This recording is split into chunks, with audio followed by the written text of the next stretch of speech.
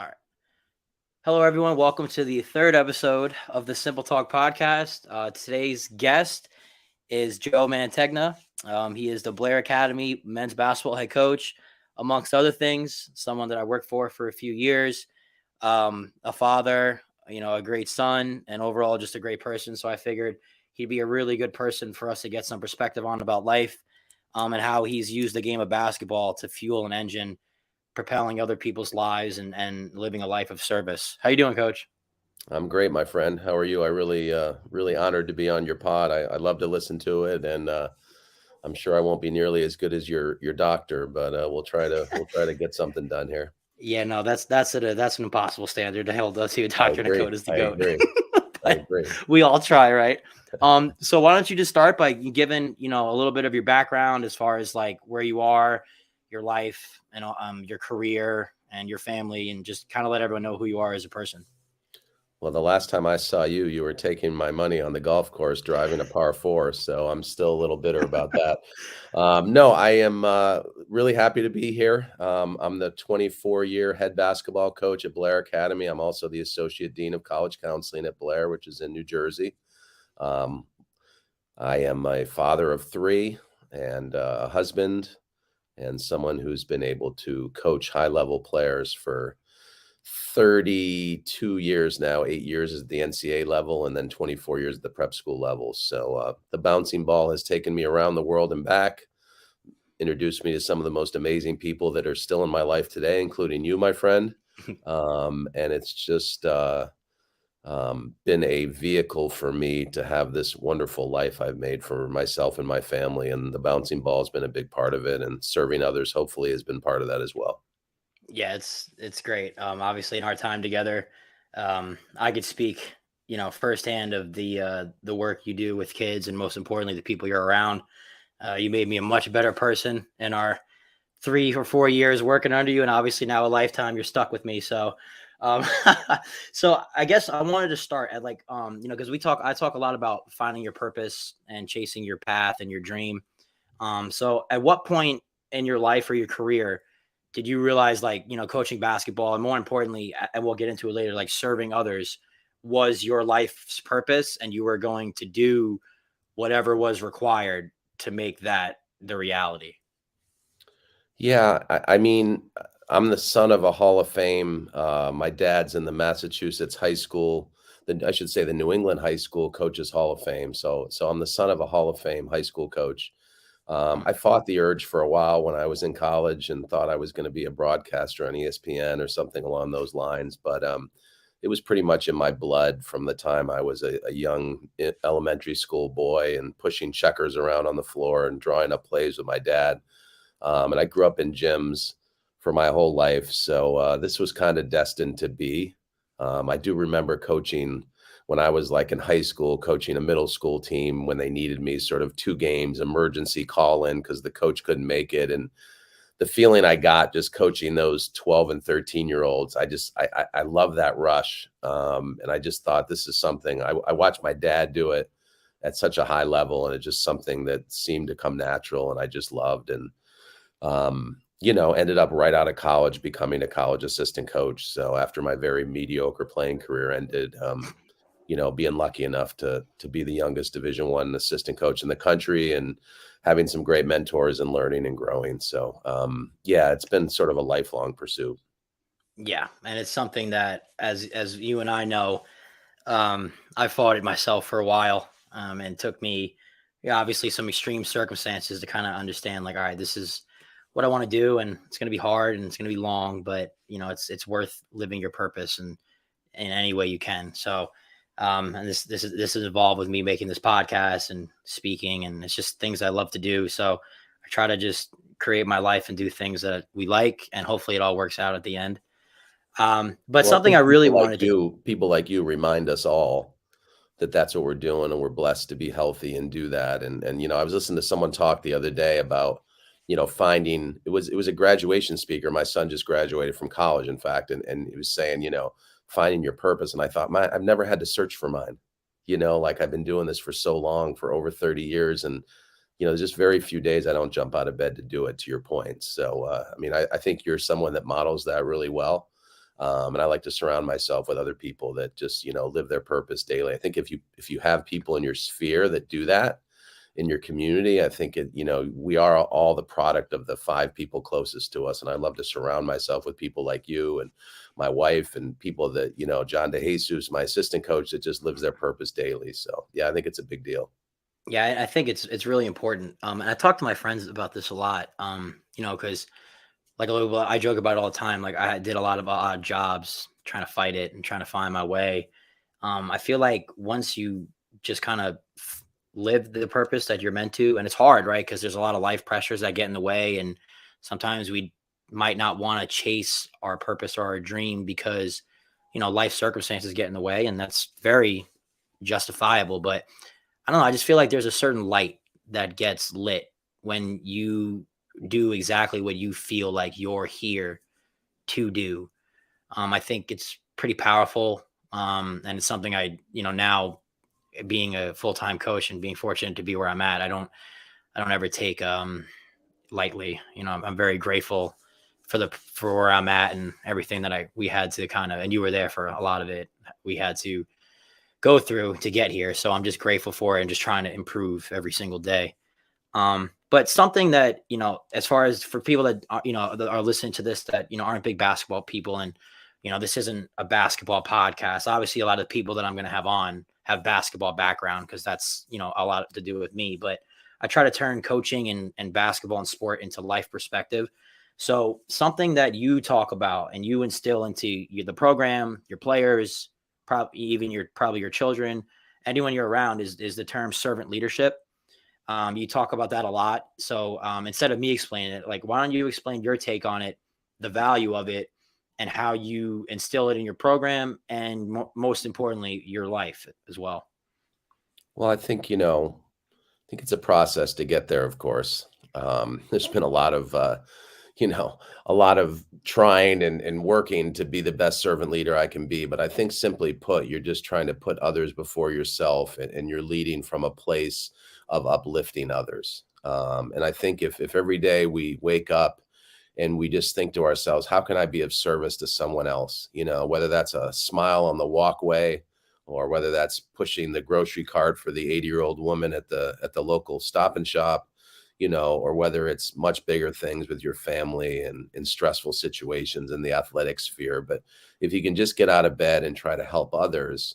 And what's crazy, I mean, I tell young coaches and young people and my own children all the time is, when you do uplift and serve others and help other people and take a mindset of service, the great irony of it all that I've learned as I've gotten into my 40s and 50s is the karma of it comes back to you 100-fold, especially if that's not why you did it in the first place. I mean, true servant leadership, you're not doing it to get anything in return, but my life has become richer.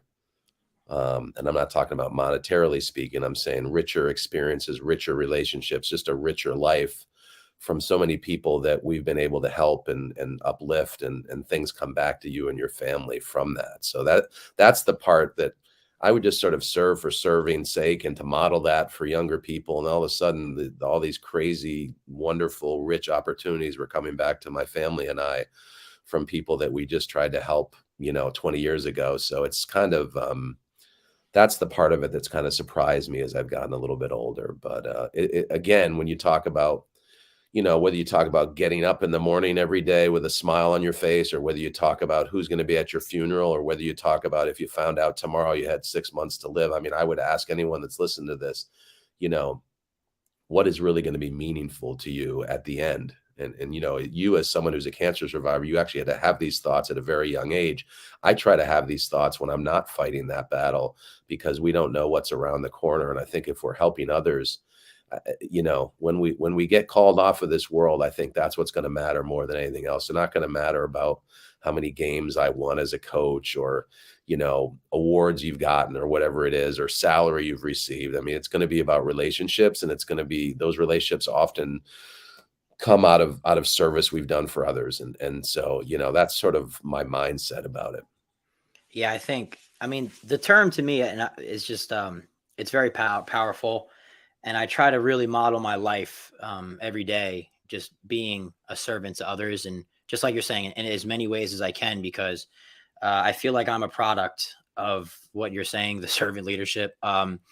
Just growing up, I didn't, as we know, like I don't have a lot of skills. I don't come from, the a crazy affluent family.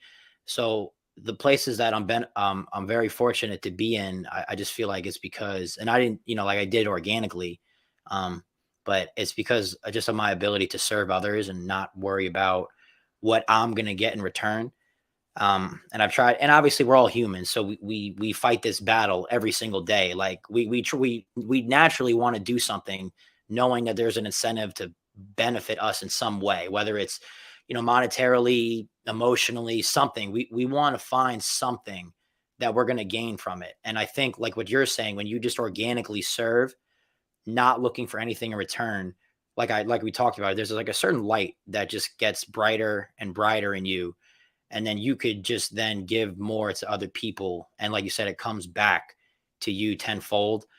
Obviously when I got sick, I had a lot of people serve me when I needed it the most.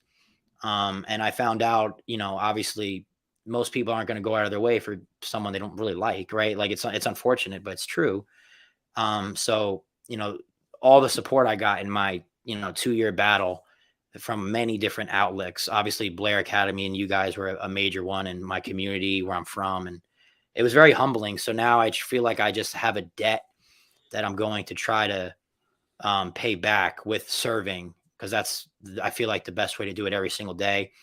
That's what drove me to start this podcast and some of the other things that we do. I don't receive a lot of monetary value for it at all, honestly, and I just enjoy doing it. And I realized, like, if there's just one person out there that's listening to this and going to gain something from it, then just all we're doing is worth it. So it's just something I try to model myself on. And, obviously someone like yourself, right? Like you drove me to a chemo appointment when you didn't have to, right? So like, that's just you're a true model of what you're saying. And you've impacted many people, including myself, and made them better. And that is a true testament of your wealth as a person, in my opinion. All right. So that was, we're good with the deep stuff there, but what, um, one more other thing too, and me and Jalen talked about this on the last podcast. And for you guys that listen, was Jalen Blake's head coach before he went to Duke and is currently playing there. We talked a lot about the term mudita, and where it came from, and also how that's another, pillar of what you instill at Blair Academy and the program and the school. So I would love for you to explain where you found it, how you use that as well, and the importance of it. Well, mudita is a Buddhist phrase, and it means the vicarious joy for the success of others. And I think when I'm parenting my 3 children, coaching a team full of scholarship athletes, I mean, I think you're trying to create a culture of selflessness in your life and in your sphere of influence. And the phrase was such a North Star, is such a North Star for our program, because it's something we can always sort of circle back to, and we can question each other and question ourselves, like, am I really happy for the success of my teammate? Am I really happy for the success of my sibling? Because when you can land on that vicarious joy for other people, and when you go out of your way to try to make sure they are joyful and to do something, whether it's the extra pass or setting a great screen on the basketball court, or whether it's just uplifting someone when they have simply a good day, or do a good deed, or get a great grade on a quiz, or do the dishes, frankly. But just, if we can just uplift others, and create that culture in groups, then all of a sudden you can have a really healthy culture, whether it's a culture in your workplace, around your family, or what I do around a team. And I just think it's been an all encapsulating word, and it's been a real North Star for our culture. Yeah, I think that's another it's another term that I think directly pours into why I believe sport is so powerful. You're teaching young men and women, depending on whatever sport it is, right? The age, it doesn't matter. True leadership and enjoying other people's success. I feel like as most humans, we just naturally, we talk about all the time, right? We're so focused on self-serving and, my career and my this and my that. And you need to take care of yourself. But when you can genuinely be happy for somebody else, I feel like that's when you are truly growing as a person. Because like we said, like things just always come twofold. So if I'm happy when my friend, gets a job that he's been wanting and maybe, I wanted it, whatever, right? If I can be happy for him without being jealous, I feel like that's where real power is, because now, the world has a really funny way of, like we are saying, giving it back to you. So there's so much power in just being thoroughly happy for someone else, and not worrying about yourself in the moment, and just understanding that your time's going to come. It might not be on our timeline, which is the thing I think we all struggle with, right? Like it never comes in our timeline, and things happen for a reason, for whatever, whatever we believe in. But I'm a true believer in that. And it's just about sticking with it. And you kind of remove yourself from so many blessings when you're so worried about comparing yourself to the next person. And I feel like that's really another big component of Mudita, because if someone does something great and I don't worry about myself and I'm happy for them, I'm worried about my own path, and I'm understanding that, it's going to happen when the time is correct, and I've went through the proper amount of adversity and challenge, and I've grown, and then when that opportunity is right for me and my path, it will happen. So that's something No, that you're I've pulled from it. no, you're right. I mean, my wife, who's a yoga teacher, always talks about being present on your own mat and, not being worried about, what other people are doing and letting that take from the joy of your own journey. And then if you can look off of your own mat and, oh my gosh, look at that pose that other yogi did. I'm so happy she got that pose. I mean, that's true mudita. Well, you're focused on your own mat and your own process, and yet you're feeling joy when you do gaze to the mat next to you. That's really what we're talking about. I'm sure Jalen Blake's with his fancy Duke Yeah, yeah. education probably explained it better than I did, but Probably than both of us combined, with my East Stroudsburg degree. Um, yeah, Jalen had that. Jalen came with a whole quote. He big time be crazy when he hopped on here. I was like, all right, man, I'm sorry, Jalen, my bad. I'm just trying to help here.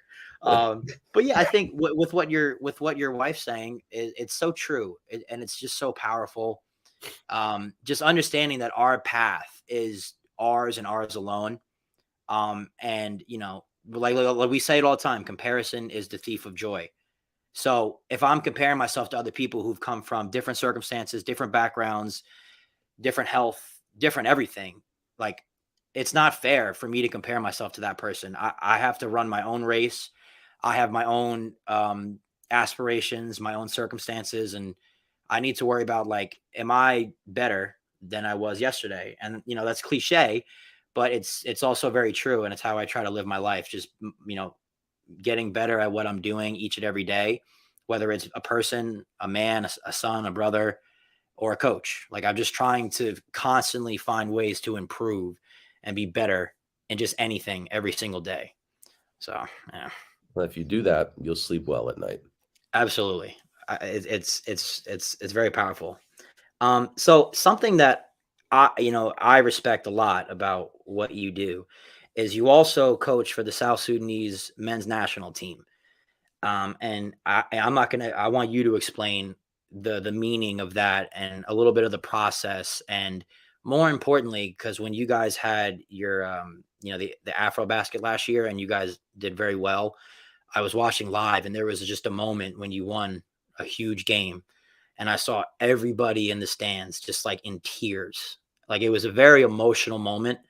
And it's something that, I want you to explain more, but it's something that made me realize, like, just the amazing impact that we as coaches and people can have just through sport.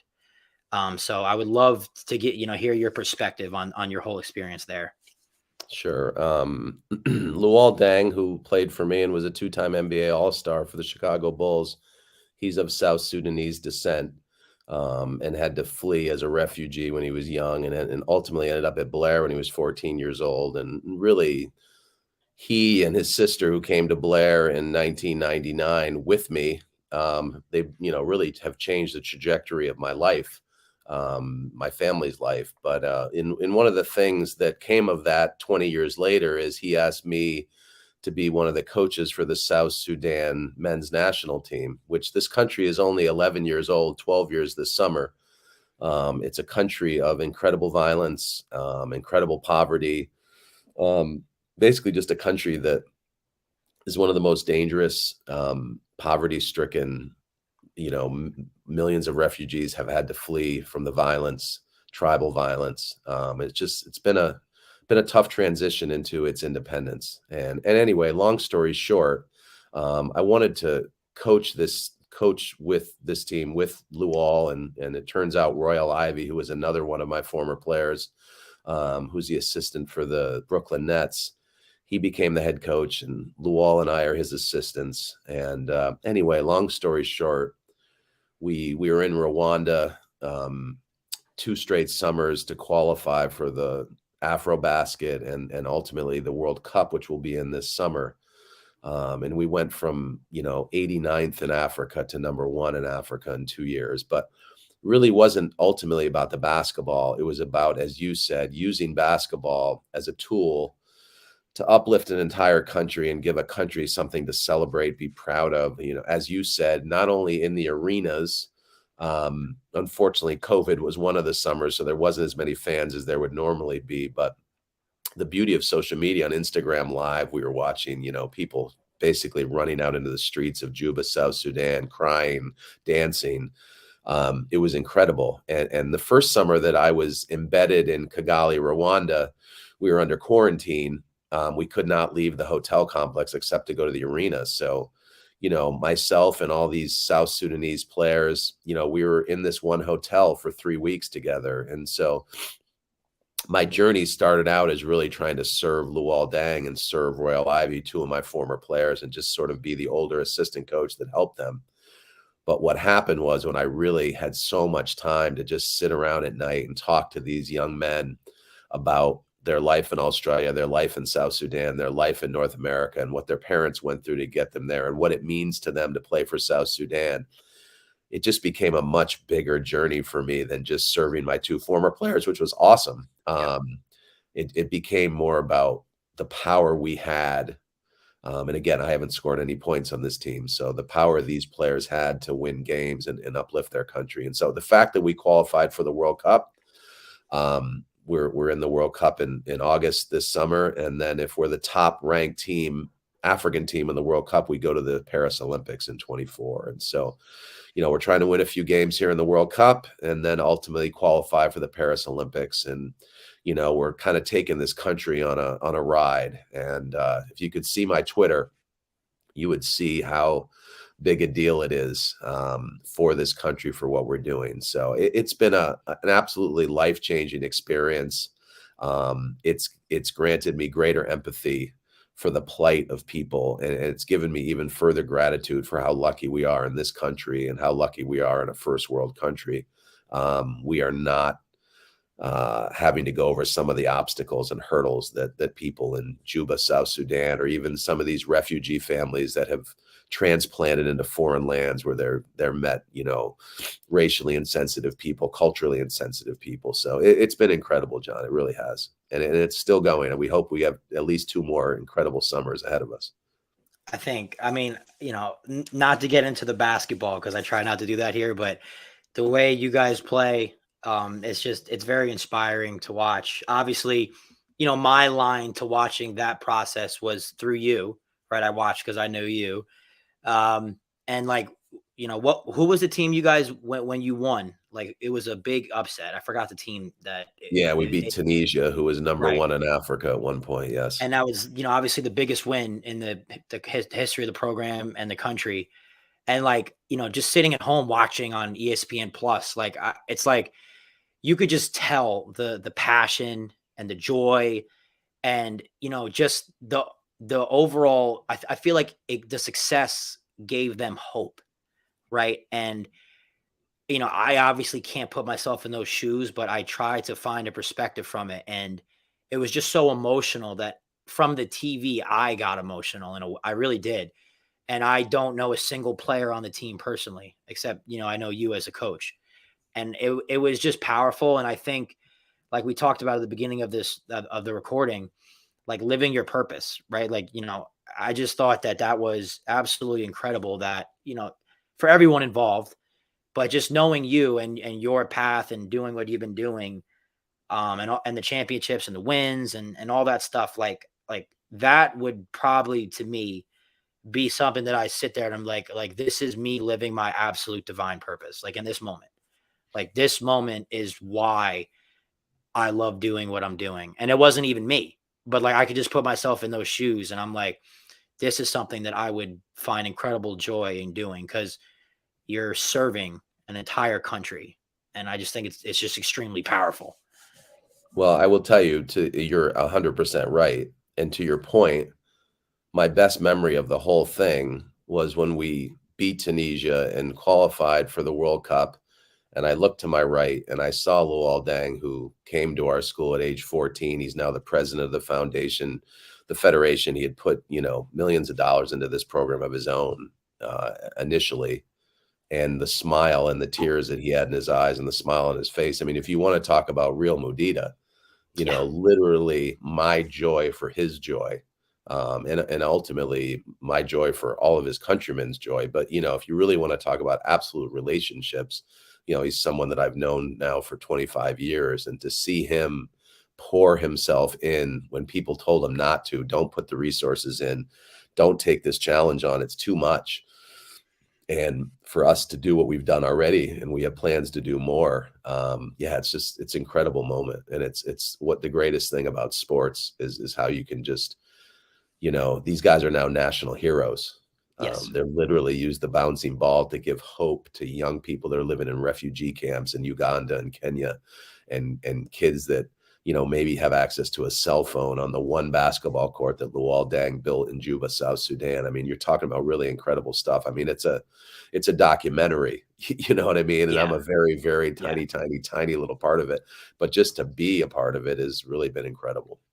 And like we talk about all the time, your impact is really measured in the amount you pour into others. So, and I've never met Luol or spoke to him, but just from knowing him from the outside, right? Just being a part of the Blair program. Like, I mean, and obviously he played in the NBA and, he's done well for himself, but like that, there's nothing that you could do that's more important than I think what he's doing.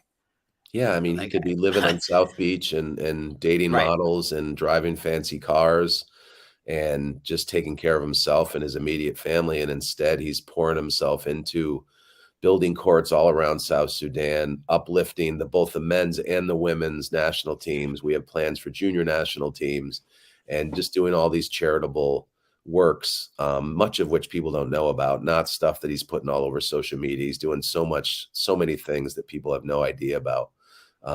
It's inspiring, frankly. I mean, I tell him all the time, and I think telling people how grateful you are for them, telling people how they inspire you, telling people that you love them. I tell him that stuff all the time when I talk to him. He literally inspires me. And that's the most powerful thing we can do is to inspire people. We all try, and he's doing amazing things. And he's someone that I would just like to have a conversation with one day, just to talk to him about everything. Cause I think he's an incredible person that you could find great perspective from, and you could pull some of his values and to make you better in certain ways.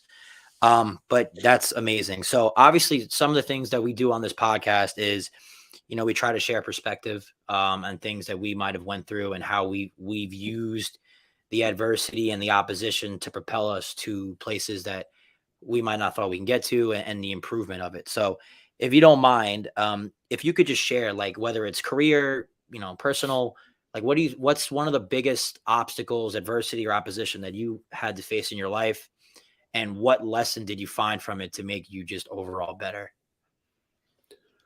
Well, I will say I live a life of, I've been very lucky.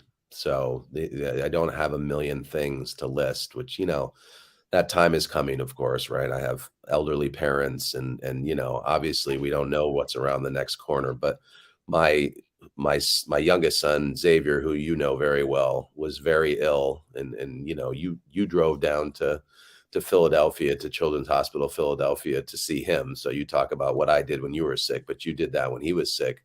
I spent over 30 days, my wife and I spent over 30 days in the Children's Hospital of Philadelphia, going through some serious stuff with his stomach. And there were some bleak days when he was 90 pounds as a 16-year-old. It was tough. I mean, he was really, really sick. And yet, when you walk around the Children's Hospital of Philadelphia, you see people that are much, much sicker. There really wasn't a time where we thought we were going to lose him due to these stomach issues. He was very, very sick. But you did look around and see 7-year-old girls walking the halls and, at the dining area that you looked at, and you could see that, maybe they wouldn't see their 8th birthday, or you knew they had a long struggle ahead of them, or they're going to be in a wheelchair the rest of their lives. And so there's 2 things I took from that, like 30, 40-day struggle for our family. One was my son had unbelievable perspective. He thought, gosh, I'm as bad as I feel and all the painkillers they had to put in him just to get him to be able to eat a popsicle. He knew he was lucky. And I think his perspective on his whole life will never be the same from that. The thing that I took away from it, and I know you and I have talked about this offline a number of times because you went through this too. We were sort of up on the 12th floor of Children's Hospital of Philadelphia and look out the window, and Philadelphia still goes on. The world doesn't stop when your kid gets sick. Yeah. And you get pissed. It's like, how can these people be out there eating their lunch? Don't they know my 16-year-old weighs 98 pounds right now? And, I know you had some of those same thoughts, but, Mhm. it's funny, you understand where you fall in the world. Is the world doesn't stop for any of us, Mm-mm. whether we live, whether we die, whether we're sick, whether we're not. And the last part of that was just like, I thought I lived a life of empathy, especially for people that were going through things. Um, but what you don't understand is just like to be there for people when they're going through a family struggle, like just a card, a phone call, a text. People sent us gift cards for meals in Philadelphia, so my wife and I could run out of the hotel and grab a sandwich or whatever. The things, the uncommon kindness that people showed us when we were at our worst, um, while the world still went on. You think the world should stop because my kid is sick, and the world doesn't. And yet some people did stop, and they were uncommonly kind. And so those are sort of the takeaways I had from that adversity: perspective of my son, maturity. He grew up through it. And just sort of, I think I'll have even more empathy for people that are going through those kind of things, even though I thought I did before, but I think it's a heightened empathy now. Yeah, and I found this a lot, and it's something that I talk about a lot. Is pain is one of our biggest teachers. Whether it's our own pain or if we can empathize and put ourselves with other people's pain. So when I came down, I drove down to Philly because I understood in a way, right? Different medically, but the perspective and the overall picture, I understood what he was going through. And I'll never forget when I came down there and I saw you and your son. We were just sitting in the lobby for like an hour. I think I was only there for like an hour because that's the only time that we had. I just had these simple shirts, like I just made them, and I gave one to him, and like I just saw his face, and and obviously I shared perspective and some of the stuff I've went through, but and you talk and we talked immediately after about like I felt like in that moment like this is part of my purpose is to use what kind of I went through and find the perspective to help other people. And I think I was lucky enough to help X in his battle in a small way, and I just kind of came to the perspective that I think this is something that I need to do because there's people that unfortunately, right, that don't make it on the other side. And I was very fortunate enough too. So I try to my best every day to instill positivity in other people. And I think I always respect X because of what he went through. He went through some hard stuff, and I saw him in the gym that same summer, like on the shooting gun, trying to get better, and he was weak, and I also understood that process when I was done with chemo, having to rebuild your body and how tough that is. So I gained a lot of respect for him, and I never shared this, but sitting there with you guys for that hour, it kind of propelled me to start doing things like this. So I'm very grateful for that. Yeah, and that's where, like you said, good things come out of adverse situations for everyone, even for you. You again, I mean, it goes all the way back to your first question, right? Like you drove all the way to Philadelphia, you weren't making any money. You probably were sweating that $20 worth of gas it I cost was. for you to make the round trip, Yeah. but you did it. And then what happens? You find a sense, you were already a burgeoning sense of purpose, and that interaction further propels it. So it just goes back to what you and I were both saying, how when you go out of your way to serve others, good things come back to you. And you obviously you weren't doing any of that for yourself. Like you had no intention to that was No. totally selfless act that you made. And like we so much appreciated it. And it was literally 3 guests a week coming in just out of the blue and doing that, it meant so much, and especially you, because he looks up to you and he knew what you had been through. So you probably could, you not probably, you did give him perspective that really nobody else could give him at that time. So anyway, it's good stuff. And it's Yeah. it's just a lot more of what, really a really good anecdote to what we were talking about. Absolutely. Yeah. So the last thing I have, Coach, before I let you go, is we always end these podcasts, and I always just say, like, like, what does simple mean to you? Obviously, you're someone that has actually been there, and for me, and the whole journey, and even now, right? So, just what does it mean to you? And yeah, Yeah, I mean, I love it. I wear my simple shirts, my blue one, my black one all the time. I just love it, like it means me walking around campus at Blair Academy. There's a beautiful sunset, and I stop and I take a picture or I look at it and I just want to make myself stop. It's me getting rid of stuff in my basement because I want experiences when I'm age 53. I don't want stuff. I'd rather give my stuff away. I'd rather get rid of my stuff. I want experiences. That's simple, right? Relationships. I want simple pleasures. I want to go for a walk with my wife.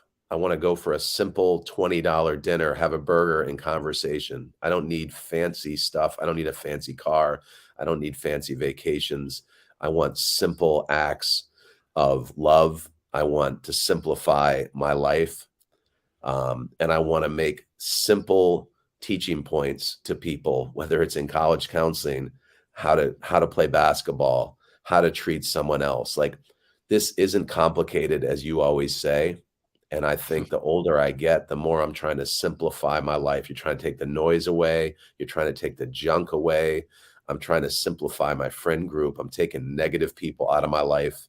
Like life is too short not to have the best people around you, not to have the best experiences, and not to enjoy the simplicity of all that we are grateful for. Because as we all know, around the next corner, tomorrow, next year, it doesn't necessarily going to be that way. And I think when you are grateful, then the last simple sort of exercise I go through daily, and I've told you this before, you know, during COVID, I started doing 3 gratitude breaths every morning and just take 3 breaths and think about 3 super simple things. I'm glad the sun came up this morning. I'm glad my wife woke up this morning. I'm glad I have a job this morning. I'm glad the air is clean to breathe here. It doesn't have to be complex things. And just doing that really helped me get through the quarantine, helped me get through COVID, and just make sure that I'm grounded. And it's a practice that I've continued now that life has come back to normal. And I think that's sort of the last simple act that I do daily. And I just think it all ties together. I think the simple things are the most important things. And that's why I love the shirts. I wear it all the time. I love the podcast, and I love when you public speak. I just think the message is timeless, and it doesn't have anything to do with basketball. This is all about life stuff, and so I'm grateful to be on the pod, and I'm grateful you're sharing your message with people, and I'm proud to know you. thank you, Coach. I appreciate it. Obviously, right now I coach at the Perkiomen School, and we're um we're Mortal rivals. enemies. We We're, are we're, mortal we're enemies. mortal. We're So mortal enemies. we are One mortal circumstance. enemies. So me taking this, me right, it was, it's we compete during the season, and I'll never forget, like, when we played this year. And after the game, right, I was just very emotional because I had just was just filled with gratitude for what you and John DeJesus, obviously John DeJesus, I've known him my whole life. He's one of my biggest mentors, family, brother, just every role you could think of. And Coach P, everything that you guys poured into me. And then after that game, I was very emotional because like I have a lot of love for you and the program. So being on the other side, I was like, all right, but once the game started, I was like, yep, let's go. So, and I love being at Perk now. I love our kids. I love being part of this community. I'm very fortunate to be here. And I just understand that I would not be here without you guys. So I'm very Well, grateful Perk for you Yeoman guys. School, very, very lucky to have you, and we're glad you're there, and love to compete against you, and love to compete against you on the golf course. And I am going to be following your journey long after I'm done coaching. But you're family for life, man. I just love the message you're spreading right now, the positivity. Thanks, Coach. I really appreciate everything. I'll let you go, but I think this was great. So thank you for your time. I know you're super busy. Hopefully when people hear this, they pull something from it. Thank you everyone for listening. This is us signing off. See you, Coach.